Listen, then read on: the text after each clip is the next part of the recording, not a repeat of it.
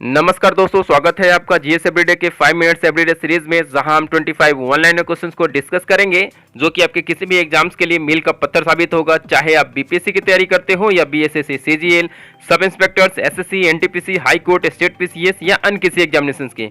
दोस्तों ये सारे क्वेश्चंस 100% एग्जाम ओरिएंटेड होंगे जो कि प्रीवियस ईयर से हैं और साथ ही इंपॉर्टेंट क्वेश्चंस का कलेक्शन है। तो दोस्तों बने रहे चैनल पे अंत तक, और अगर आप चैनल पर पहली बार विजिट कर रहे हैं तो चैनल को सब्सक्राइब जरूर कर ले और सब्सक्राइब करने के साथ ही ऑल बेल आइकन को जरूर दबा लेना ताकि हमारे सारे वीडियोस की नोटिफिकेशंस आपको समय समय पर मिलती रहे। तो फिर आइए दोस्तों इस शुरुआत करते हैं इस नए एपिसोड का। पहला क्वेश्चन है कि किन विटामिनों का संश्लेषण हमारे शरीर में होता है? तो इसका उत्तर होगा विटामिन डी एवं विटामिन के। अगला क्वेश्चन है कि संविधान के किस अनुच्छेद में संसद के संयुक्त अधिवेशन की व्यवस्था है? तो इसका उत्तर होगा अनुच्छेद 108। अगला प्रश्न है कि किस सुल्तान ने एकता प्रथा प्रणाली को समाप्त किया था? तो इसका उत्तर होगा अलाउद्दीन खिलजी। नेक्स्ट क्वेश्चन है कि कौन सी नहर उत्तरी अमेरिका एवं दक्षिणी अमेरिका को जोड़ती है? तो इसका उत्तर होगा पनामा नहर। तो इस प्रकार से हम देखते हैं कि विटामिन डी एवं विटामिन के का संश्लेषण हमारे शरीर में होता है और अनुच्छेद 108 के तहत संसद के संयुक्त अधिवेशन की व्यवस्था की गई है और एकता प्रथा प्रणाली को अलाउद्दीन खिलजी ने समाप्त किया था और पनामा नहर उत्तरी अमेरिका एवं दक्षिणी अमेरिका को जोड़ती है। ठीक है दोस्तों, तो हम बढ़ते हैं अगले प्रश्न की तरफ और ये रहा आपके स्क्रीन पर अगला क्वेश्चन कि एक ही पदार्थ के अणुओं के मध्य लगने वाले आकर्षण बल को क्या कहते हैं? तो इसे संसंजक बल कहते हैं।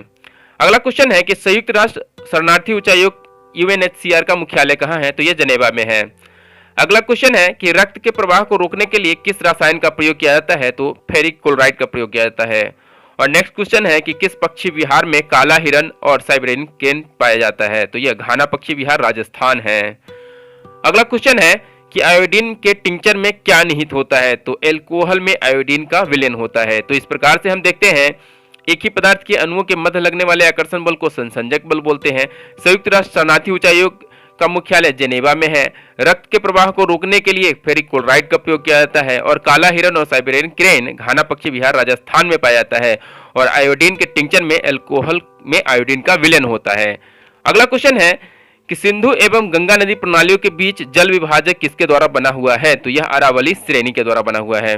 अगला क्वेश्चन है कि श्रीरंगपट्टनम की संधि टीपू सुल्तान और किसके मध्य हुई थी? तो ये लॉर्ड कॉर्नवालिस के मध्य हुई थी। और नेक्स्ट क्वेश्चन है कि who lives if India dies किसने कहा था? तो ये जवाहरलाल नेहरू का कथन है। अगला क्वेश्चन है कि रंगास्वामी कप किस खेल से संबंधित है? तो यह हॉकी से संबंधित है। तो इस प्रकार से हम देखते हैं कि सिंधु और गंगा नदी प्रणालियों के बीच जल विभाजक के रूप में अरावली श्रेणी है।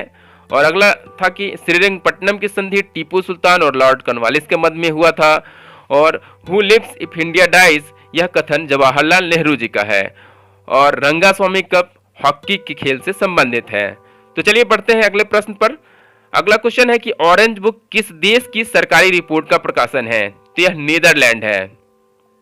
अगला क्वेश्चन है कि ओजोन परत रक्षण दिवस किस तिथि को मनाया जाता है? तो यह 16 सितंबर को मनाया जाता है। अगला क्वेश्चन है कि मांसपेशी और अस्थि के जोड़ को क्या कहते हैं? तो दोस्तों इसे टेंडन कहते हैं। नेक्स्ट क्वेश्चन है कि किस अनुच्छेद के तहत राष्ट्रपति सार्वजनिक महत्व के प्रश्न पर उच्चतम न्यायालय से परामर्श ले सकता है? तो यह अनुच्छेद 143 के तहत ले सकता है। इस प्रकार से देखते हैं कि ऑरेंज बुक नीदरलैंड देश की सरकारी रिपोर्ट का प्रकाशन है। ओजोन परत रक्षण दिवस 16 सितंबर को मनाया जाता है और मांसपेशी और अस्थि के जोड़ को टेंडन कहते हैं और अनुच्छेद 143 के तहत राष्ट्रपति सार्वजनिक महत्व के प्रश्न पर सुप्रीम कोर्ट से परामर्श ले सकता है। अगला क्वेश्चन है कि मिट्टी के क्षारकत्व को घटाने के लिए क्या मिलाया जाता है? तो इसके लिए जिप्सम मिलाया जाता है। अगला क्वेश्चन है कि इंडियन मिरर पुस्तक के लेखक कौन है? तो केशव चंद्र सेन जी है। अगला क्वेश्चन है कि सहेलियों की बारी जो कि उदयपुर राजस्थान में है, इसका निर्माण किसने किया था? तो महाराणा फतेह सिंह ने इसका निर्माण किया था। अगला क्वेश्चन है कि जर्मन सिल्वर का अवयव घटक क्या होता है? तो जतन से आप लोग याद रखेंगे जिंक, कॉपर, निकल।